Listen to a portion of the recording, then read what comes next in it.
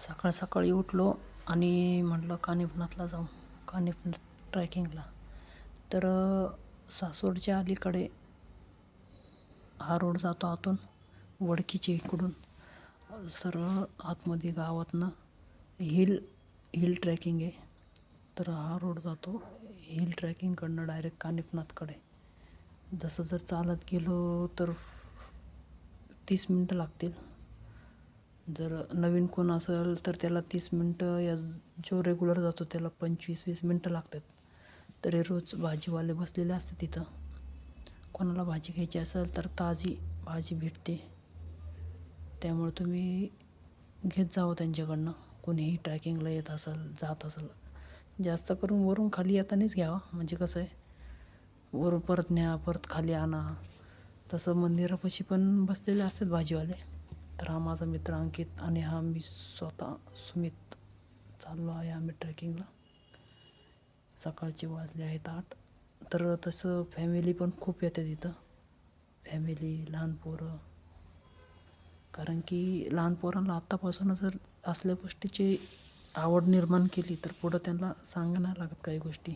हे कर, ते कर, ते स्वतःहून करतात. आणि सध्या मोबाईलमुळं लोक घरात बसून राहायला लागल्यात.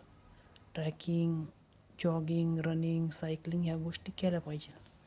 इथं पुढं वरती गेल्यानंतर थोडं जवळ आले की एक वाट आहे. त्या वाटेतनं सरळ वर जायचं. मग ही कमान लागते. मग आलं कानिफनाथचं मंदिर. या कमानीपासून थोडं पुढं गेलं हे आहे कानिफनाथची एक कमानपाशी एक छोटंसं मंदिर. तुम्ही बघू शकता. लोक इथं निवांत भेळ खात बसलेले आहेत. इथून तुम्ही ऊसाचा रसही पिऊ शकता, भेळही खाऊ शकता, फळंही नेऊ शकता, खाऊ शकता. ही मंदिराची कमान आहे, मेन कमान, एंट्री. मग इथं एक बाहेर झाडापाशी एक मंदिर आहे छोटंसं. तुम्ही इथं दर्शन घेऊन पुढे जाऊ शकता. चप्पल स्टँड आहे समोर. चप्पल काढून मग अंकित आणि मी सरळ वरती एक 100 ते 150 पायऱ्या तरी असतील. या कमानीतनं वर जायला रोड आहे. हा समोरचा सीन आहे मंदिराच्या समोरचा. इथं बरीच दुकानं आहेत, बरीच लोक येतात. मग हे पायऱ्यावरनं सरळ आम्ही वर गेलो. वरती बी चप्पल स्टँड आहे, पण माझं म्हणणं खालीच जर तुम्ही चप्पल काढल्या तर चांगली गोष्ट आहे.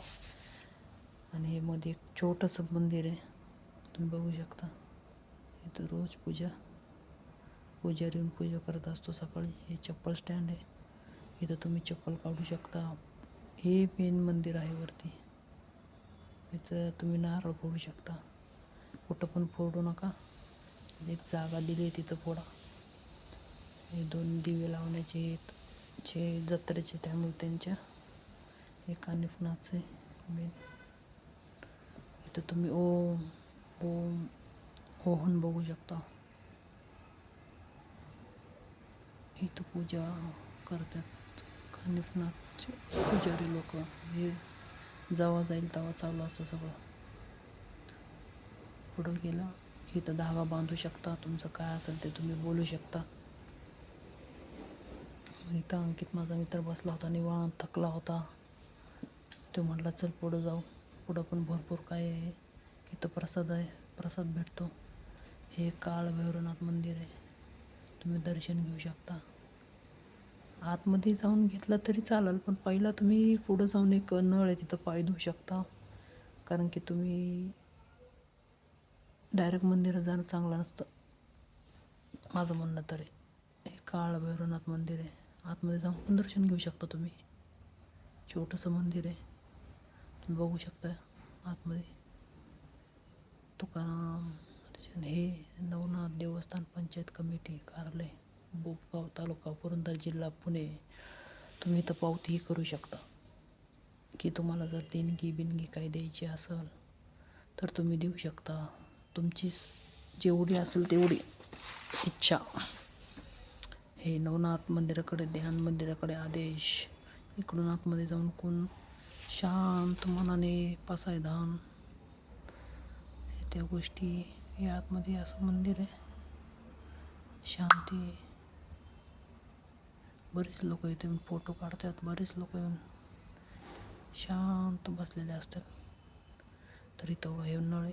तुम्हाला मी मागचे बोललो होतो की ह्या नळात हातपाय धुवून मग तुम्ही दर्शनाला जाऊ शकता. मेन मंदिर तर पुढे आहे.